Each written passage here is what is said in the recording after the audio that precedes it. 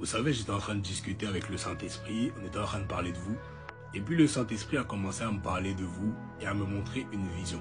Et comme pour le précédent message que je vous mets juste ici en description, ce message concerne une bonne partie d'entre vous. Donc n'hésitez pas à aller voir d'abord l'ancien et à revenir sur celui-là. Alors je lui ai demandé, Seigneur, comment se fait-il qu'il y a beaucoup de personnes qui ont cette volonté de se repentir, cette volonté de changer de vie, mais qui n'y arrivent pas, qui n'arrivent pas à se repentir, qui n'arrivent pas à changer de vie malgré la bonne volonté qu'elles ont. Et le Seigneur a commencé à montrer certains d'entre vous, ok, je voyais votre corps physique, écoutez bien.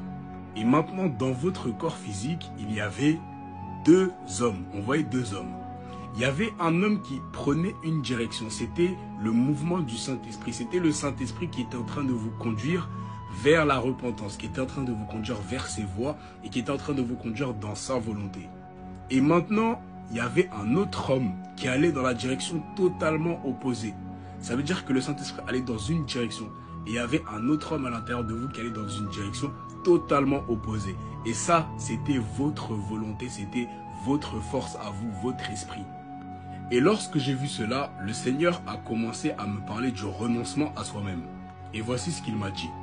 Beaucoup de personnes n'arrivent pas à se laisser entièrement guider par l'esprit parce que vous avez peur de renoncer à vous-même. Et pourquoi vous avez peur de renoncer à vous-même? C'est parce que vous avez peur de l'inconnu. Je m'explique. Lorsque Jésus nous parle du renoncement total à soi-même, lorsqu'il dit « si quelqu'un veut me suivre », qu'il renonce à lui-même, qu'il se charge de sa croix et qu'il me suive, il parle d'un renoncement complet. C'est-à-dire que littéralement, je ne vis plus pour moi, c'est le Seigneur qui vit.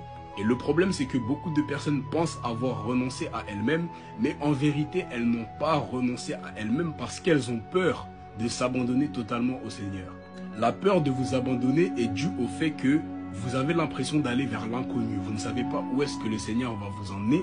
Et beaucoup d'entre vous êtes aussi très attachés aux choses du passé et refusez de lâcher ces choses-là pour vous abandonner au Seigneur. Le Seigneur m'a montré plusieurs personnes qui étaient en train d'enlacer comme ça. C'est-à-dire que vous entouriez comme ça de vos bras, vous faisiez un câlin à un objet qui avait l'aspect d'un cadeau. C'était un objet qui était très précieux pour vous.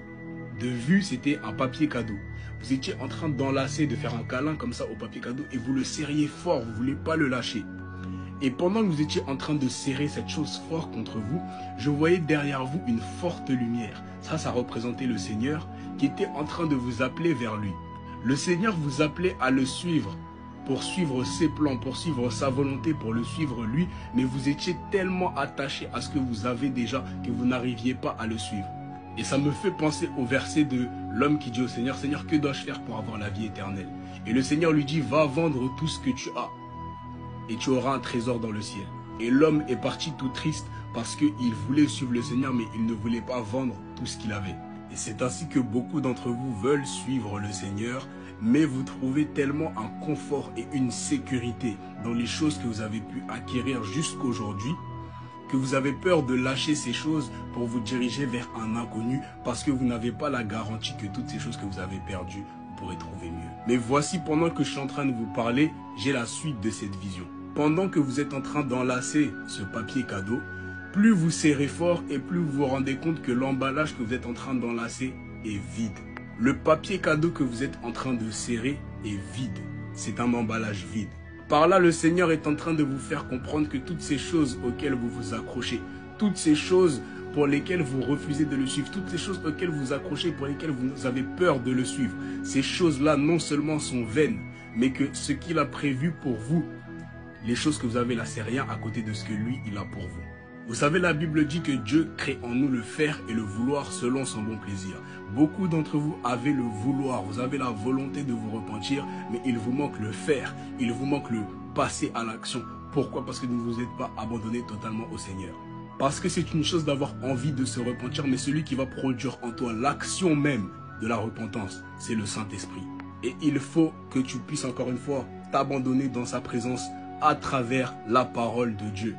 Beaucoup désirent la transformation mais refusent d'être transformés par la parole de Dieu, alors que Dieu exécute ses desseins à travers sa parole, que sa parole accomplit sa volonté sur la terre.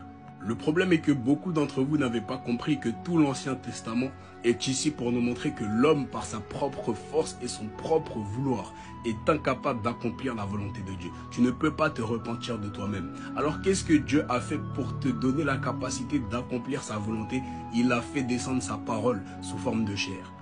La personne qui est capable de te faire accomplir la volonté de Dieu, c'est la parole de Dieu.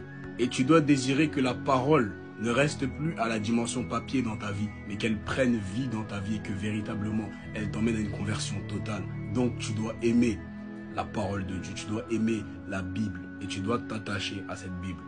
Beaucoup n'aiment pas lire, mais savez-vous que c'est à travers votre lecture que s'effectuera votre transformation.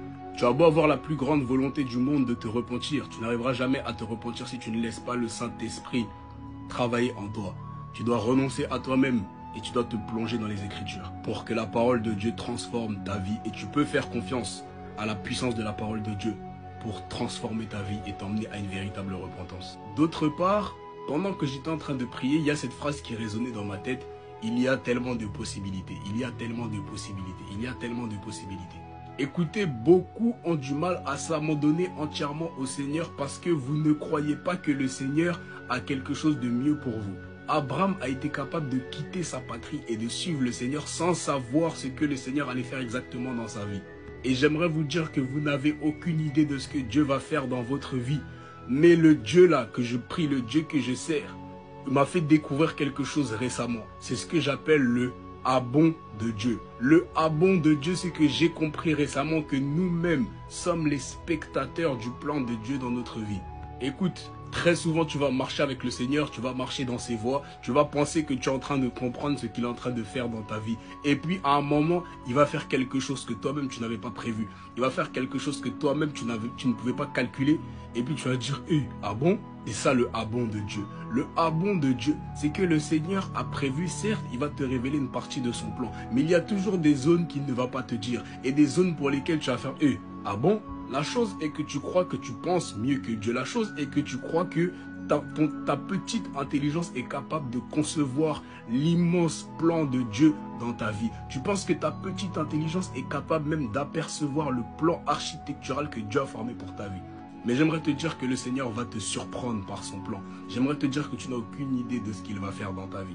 J'aimerais te dire que Saül, qui s'occupait des ânesses de son père, n'avait aucune idée que Dieu avait prévu de le faire roi sur Israël.